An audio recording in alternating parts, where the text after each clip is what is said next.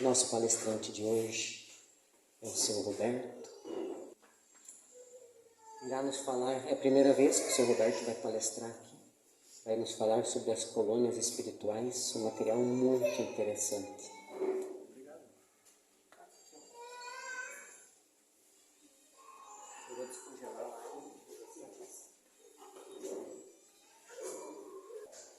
Boa tarde a todos. Boa tarde ao pessoal de casa também. Hoje nós vamos falar de um assunto um pouquinho diferente do que a gente vê todo sábado aqui, que são as colônias espirituais. Nós vamos tentar descobrir quantas são, quais são, o que cada colônia espiritual consegue fazer para o espírito desencarnado e todas as funções de cada uma. Antes de tratar ali as colônias espirituais,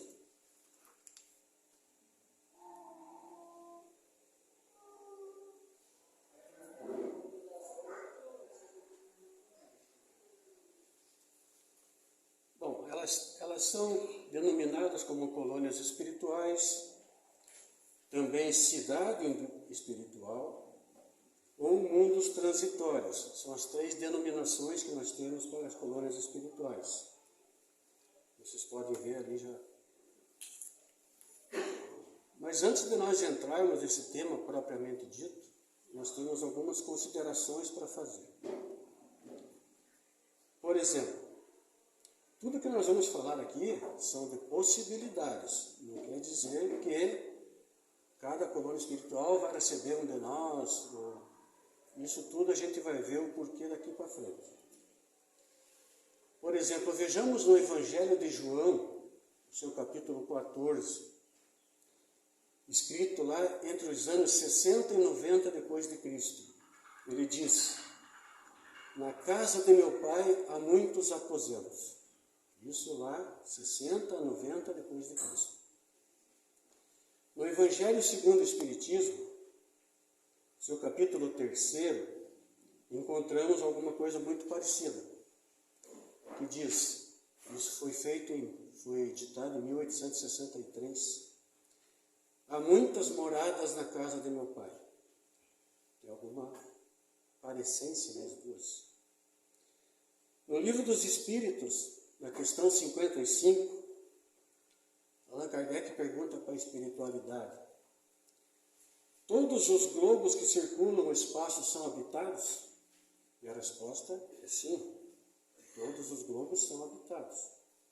Ou seja, há muita coisa em comum nessas três edições.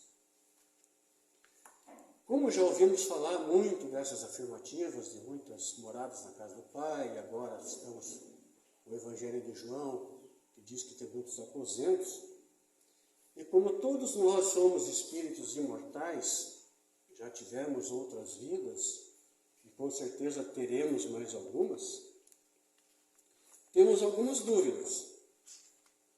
Por exemplo, duas perguntas que dificilmente alguém terá uma resposta concreta. De onde viemos? E para onde vamos? São coisas que, de repente, um ou outro espírito de luz ainda saiba, mas acho que a maioria de nós. Mas também tem alguns detalhes. Eu vou falar esse espírito aqui, esse espírito encarnado. Se eu for um espírita encarnado, muito materialista, gostar mais do meu carro, da minha casa, do meu avião, da minha conta bancária, possivelmente, como eu falei, nós vamos falar de possibilidades. Possivelmente, eu vou ficar, depois de desencarnado, cuidando dos meus bens. Sempre lembrando um dito popular lá do Espiritismo, lá dos séculos anteriores, sempre dizia assim, vocês encarnados pensem uma coisa, caixão não tem gaveta, você não vai levar teu celular, a tua senha do banco, você não vai levar tuas joias, aproveite a vida de uma maneira diferente, com cuide melhor do seu ser e não dos seus bens. Não estou dizendo que é proibido ter carros bons, casas boas. Claro que sim. Nós temos que pensar sempre nas duas coisas. Eu, espírito encarnado, sou muito apegado à minha família. Eu dou a minha vida pela minha família. A minha família é tudo. Possivelmente, depois de desencarnado, eu vou ficar dentro da minha casa muito chateado, muito desapontado, porque ninguém vai me ouvir, porque eu vou estar em outra vibração, mas eu vou estar lá até que uma boa alma me socorra e me encaminhe para algum bom lugar. Aí tem uma outra possibilidade. Se você desencarnou, por exemplo, um acidente, ou você sofreu um assassinato, e você ainda está com a tua energia vital muito alta, muito grande, possivelmente você vai ficar no local desse acidente, no local desse ocorrido, esperando por socorro, até que você entenda que desencarnou. Eu estou falando sempre de possibilidades. Tem também aqueles espíritos que desencarnaram e que não entendem que desencarnaram, ou não aceitam o desencarne, eles ficam na erraticidade, ficam por aí esperando que uma comunicação, de repente, para que seja socorrido e enviado para tratamento. E mais uma possibilidade é aqueles espíritos que não foram benevolentes ou suicidas. Estes poderão ser atraídos pelas regiões umbralinas. E dependendo do grau de endividamento, essa região umbralina pode ser um pouco mais castigante, pode ser um pouco mais dura com esse espírito desencarnado.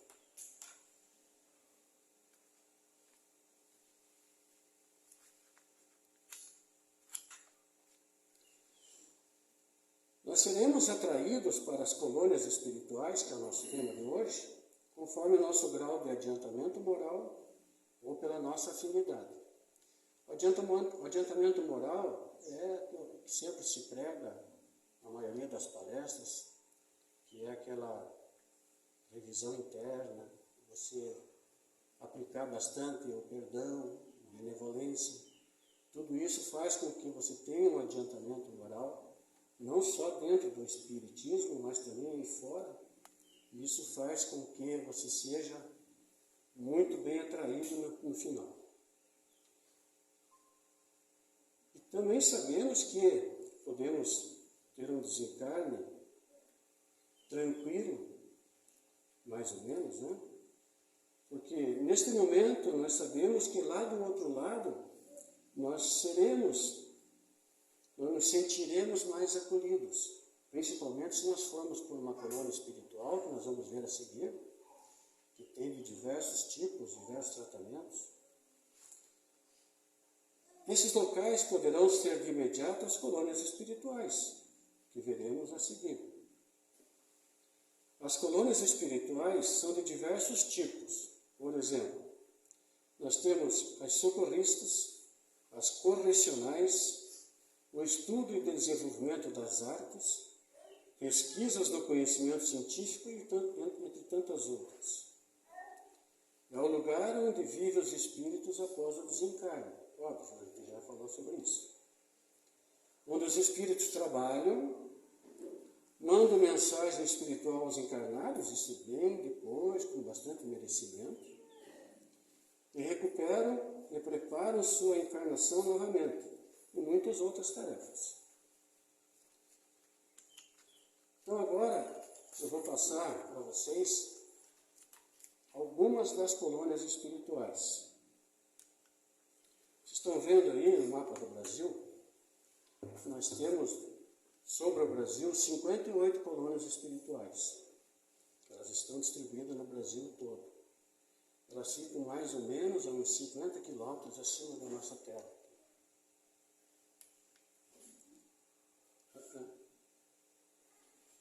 Então nós temos aqui a primeira colônia, Colônia da Praia, das Águas. Fica próximo ao rio Amazonas. A especialidade da Colônia das Águas é receber os desencarnados por programas circulatórios.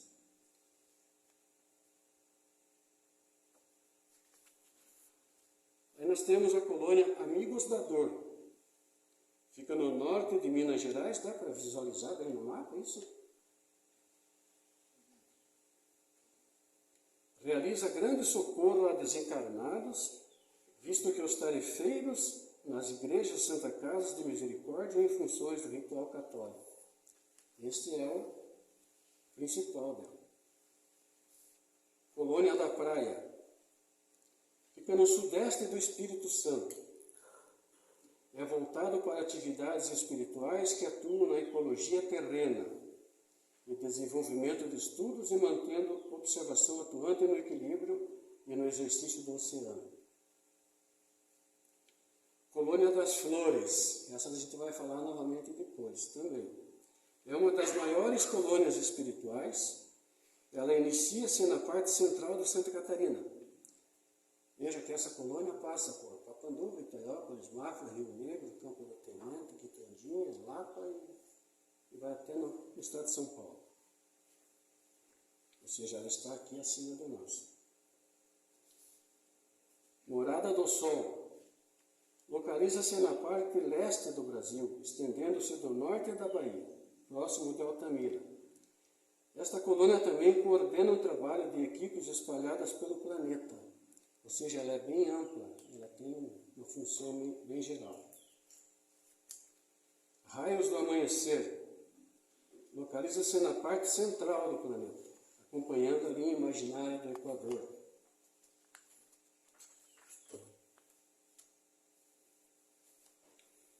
Regeneração.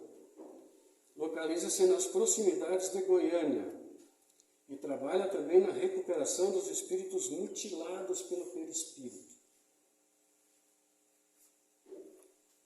Sol Nascente. Fica no sudoeste do estado de São Paulo, envolvendo a área de São José dos Campos. A colônia apresenta também um setor de preparação espírito para o reencarne. Colônia Redenção. Fica no leste da Bahia. É um grande laboratório fluídico do qual toda a colônia se beneficia e distribui seus fluidos através de suas equipes socorristas na Terra. Das montanhas, isso é no noroeste de Minas Gerais, envolvendo toda a área do Parque Nacional do Grande Sertão Veredas. Colônia Bom Retiro, também pega uma boa parte do nosso Paraná. Santa Catarina não pega, mas do Paraná até Ponta Grossa. Localiza-se no Paraná, entre Curitiba e Ponta Grossa. Além do socorro espiritual a desencarnados, sua função principal é voltada ao reequilíbrio do espírito. Colônia Padre Chico, fica no Triângulo Mineiro. É também conhecida pelo plano espiritual como a Colônia das Margaridas, pela grande quantidade dessa flor espalhada por toda a colônia. Colônia do Moscoso, situado na parte centro-leste do Espírito Santo. Rouxinol, fica ao norte do Brasil, no Maranhão. Há uma profunda sensação de paz e ali ficam os espíritos que desencarnam após longos períodos de enfermidade. Colônia Gramado, o nome já diz tudo, né? A colônia desenvolve também um trabalho específico, técnicas de estudo relacionadas com a coluna vertebral, coordenação motora das pernas e pés. Colônia do Abacateiro, abrange os estados de Goiás e Mato Grosso. Ela atende mais, a função maior dela é com desencarne de problemas renais. Estudo e Vida, Encontra-se no Mato Grosso do Sul e a finalidade da colônia é o estudo da vida. Colônia Arco-Íris, localizada na região norte do Brasil. Espíritos volitam entre este arco-íris como se fossem viadutos no espaço, em tarefas de amparo aos desencarnados. Colônia Amor e Caridade. Esta colônia fica dentro da colônia das Flores, como nós vimos acima. Ela é uma subcolônia. Ela fica acima do estado de Santa Catarina, adentra o estado do Paraná, Mato Grosso do Sul e também um bom pedaço do estado de São Paulo. A colônia Amor e Caridade tem como principal trabalho receber e dar assistência a espíritos que desencarnam devido ao câncer. Essa colônia Amor e Caridade, ela é bastante trabalhada aqui no lar por todos os nossos facilitadores, quando das comunicações espirituais, todas as entidades que ali se pronunciam, elas são tratadas e são enviadas ao hospital da colônia Amor e Caridade. Esse é o trabalho que os nossos facilitadores aqui fazem. Nesse momento, se o teu problema é câncer, é lá que você vai ser tratado. Se não, ela trabalha em forma de uma triagem. Chegou lá, o teu problema é outro, vai ser direcionado para a colônia espiritual específica para tratamento da sua doença, do seu problema. Colônia Nosso Lar. Eu acho que essa deve ser a colônia que a maioria de vocês conhece, né? Tem o livro, tem o filme, tem vários relatos sobre ela. Essa colônia espiritual ela fica acima do estado do Rio de Janeiro e ela foi fundada por portugueses que aqui estão no Rio de Janeiro, desencarnaram, então eles fundaram essa colônia Nosso Lar.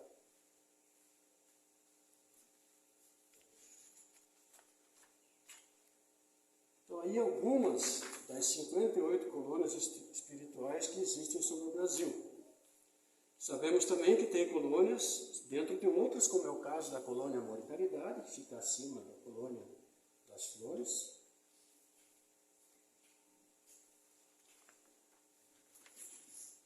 E para sermos merecedores de um bom lugar após o desencarne, eu trouxe algumas frases para serem refletidas. Não existe caminho certo para perdoar. Ou seja, para o perdão existem vários caminhos. Só que nenhum deles vai ser completo se não for um perdão vindo do coração. Se você não for perdoar do coração, é só palavra vazia, porque ela não vai se completar. Então, é para a gente pensar que não existe um caminho certo. Qualquer caminho pode ser utilizado, mas tem que ser sempre um perdão do coração.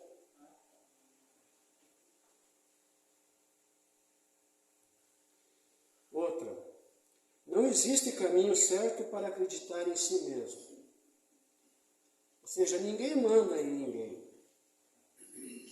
Cada um manda no seu corpinho, cada um manda nos seus pensamentos. Pelo menos tem que ser assim. Porque senão você vira uma marionete de alguém e alguém fica sugerindo para você ser assim, ser assado, e de repente não era aquilo que você planejou na tua vida. Então você tem que sempre acreditar muito em si mesmo. Não existe caminho certo para se ter amigos de verdade. É outra verdade. Porque amigos de verdade são aqueles que em todas as horas eles estão sempre ao seu lado. Eles não são aqueles amigos oportunistas. Então isso você tem que também ter muito bom discernimento, para que você não tenha amigos que não são de verdade. É difícil? Claro que é. Tudo que se fala dentro da doutrina espírita é difícil, mas nada é impossível. Você pode fazer isso tranquilamente. Porque na vida não existe um só caminho certo. Como não tem no perdão um só caminho, na vida também não tem um caminho certo. Você pode trilhar vários caminhos. Você nunca esqueça naquela parábola da porta pequena e da porta grande. A porta grande, qualquer um passa. A porta pequena, você tem que ter alguns méritos, senão você não vai passar. Eu trouxe aqui um videozinho que eu já passei no curso de mediunidade. Eu acho que ele vem falar muito de mudanças e penso eu que por essa transição do mundo de provas e expiações para o mundo de regeneração, nós realmente precisamos pensar muito no que estamos fazendo e no que poderemos fazer. E certas mudanças às vezes se faz necessário. Então, por favor,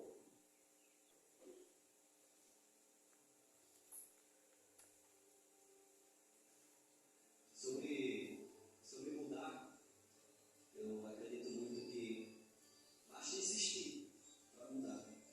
Tudo existe e muda.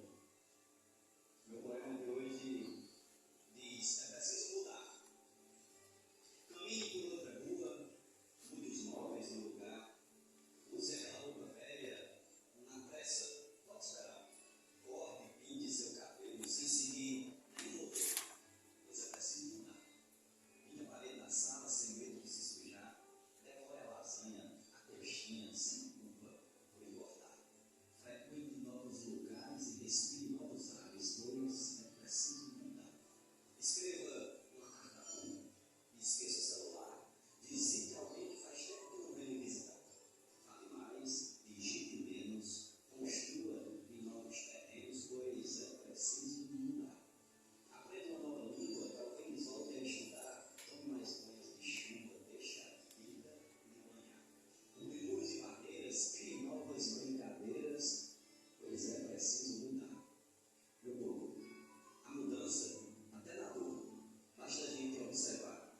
Deixar a casa dos pais, mesmo querendo ficar, ver amigos indo embora, sentir a dor de quem chora, sofrer também é mudar. Perder aquele emprego, não ter grana para gastar, estudar para um concurso e mesmo assim não passar, ser largado, ser traído, se sentir meio perdido, tudo isso é mudar.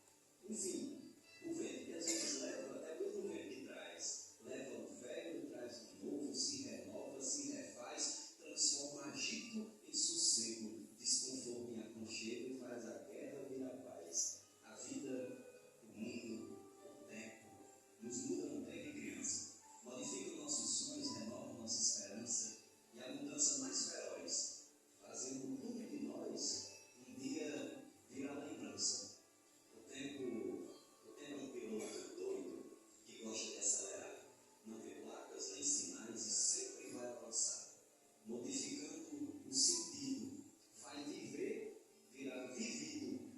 Basta conseguir passar, para mudar basta existir, ninguém pode controlar, pois tudo que é vivo muda. Viver é se transformar, viver é evoluir, e ao deixar de existir, até morrer é mudar.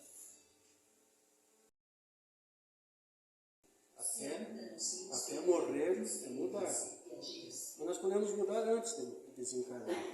Nós temos essa possibilidade, então não vamos perdê-la. Essas foram as fontes da minha pesquisa para essa fala de agora. Principalmente destacando ali o livro de Osmar Barbosa, que é pelo Espírito Daniel, e Anderson Gomes, que recomendamos. Eu e minha velhinha lá, curtimos muito Anderson Gomes. É um palestrante espírita da Federação Paranaense. E muito obrigado pela paciência e atenção. Uma bênção de nossa Mãe Maria e do nosso irmão Jesus.